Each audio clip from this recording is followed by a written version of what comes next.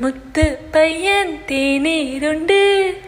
மிச்சம் வைத்த கோப்பைகளும் தங்க கைகள் உண்ணும் போது தட்டில் பட்ட ரேகைகளும் மூக்கின் மேல்